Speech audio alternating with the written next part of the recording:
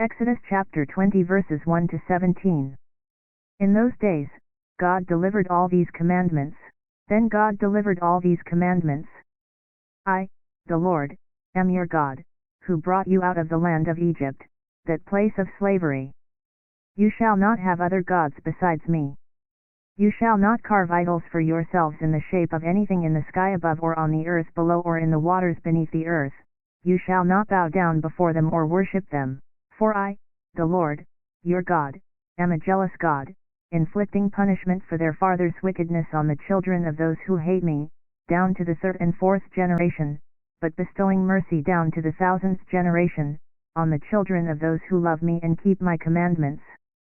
You shall not take the name of the Lord, your God, in vain.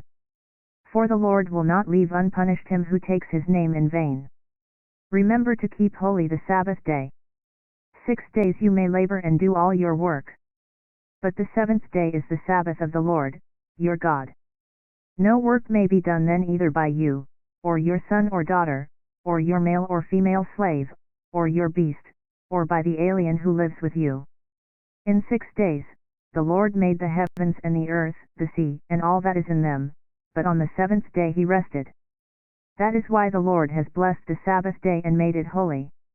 Honor your father and your mother, that you may have a long life in the land which the Lord, your God, is giving you. You shall not kill. You shall not commit adultery. You shall not steal. You shall not bear false witness against your neighbor. You shall not covet your neighbor's house. You shall not covet your neighbor's wife, nor his male or female slave, nor his ox or ass, nor anything else that belongs to him.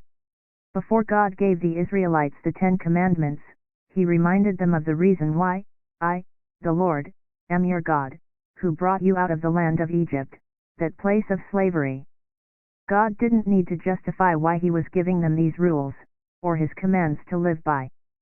The freedom they now enjoyed came as a result of his divine intercession in their lives. Responsibility comes along with freedom, but it is often set aside because responsibility sets up barriers to total freedom. Failure to act responsibly leads to limited freedom. As young adults we left our parents' home and became free to do whatever we liked, but there were self-imposed limits. If you drank alcohol to excess, you had the hangover to deal with the next day. The hangover was the price you had to pay for abusing your freedom to drink alcohol. You saw friends abuse their freedom. Some lost their jobs, some went to jail, some contracted venereal disease. If you were lucky and mature enough, those rules imposed by your parents took on new meaning in your life. If I didn't abuse alcohol, I wouldn't have a hangover or a DUI. If I went to work every day and did the best I could, I'd still be employed. If I reined in my sex drive, I wouldn't have to worry about venereal disease. The Israelites were no different. They took their newfound freedom and abused it.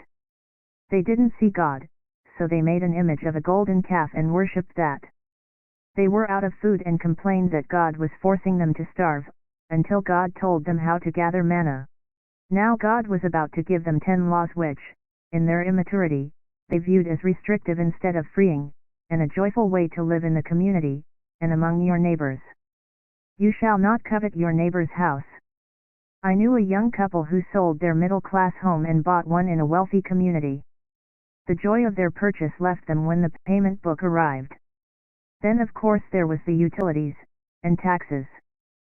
So, forcing themselves into an unmanageable debt, also forced them to sell, and move into a nice home, but one they could afford.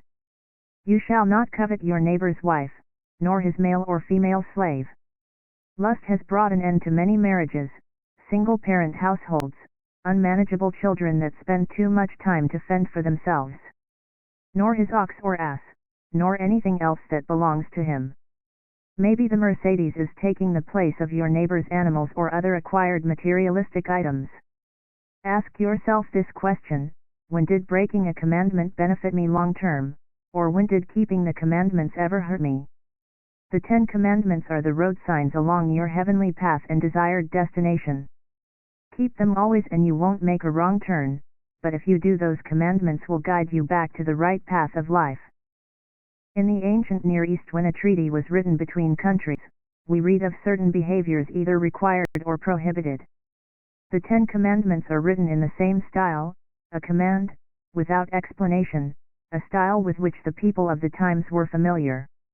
The 10 Commandments appear twice in the Old Testament. The first time in Exodus chapter 20 verses 1 to 7, which is often referred to as the Law of God, and again in Deuteronomy chapter 5 verses 6 to 21, and referred to as the Law of Moses. The 10 Commandments are also called the Decalogue, or 10 words. The commandments list the 2 basic parts of human living. The first 5 concern our relationship with God, and the last 5, our relationships with other human beings. The commandments were first given to Israel on Mount Sinai shortly after leaving, or their exodus, from Egypt. The dating of this covenant can't be stated with certainty, but most agree it was probably around 1290 BC. The 10 Commandments were not laws obeyed out of fear, but out of love for God, and our fellow man. If we treat God and our fellow man with respect, for the most part, life will be good. Troubles will come into our lives to help us grow to a new level of spiritual maturity, but violation of God's laws will certainly hurt our relationship with God, and those around us. Violations of the law should bring us to repentance, and lead us to ask for forgiveness, so that we may again be restored to a harmonious relationship with God and humanity.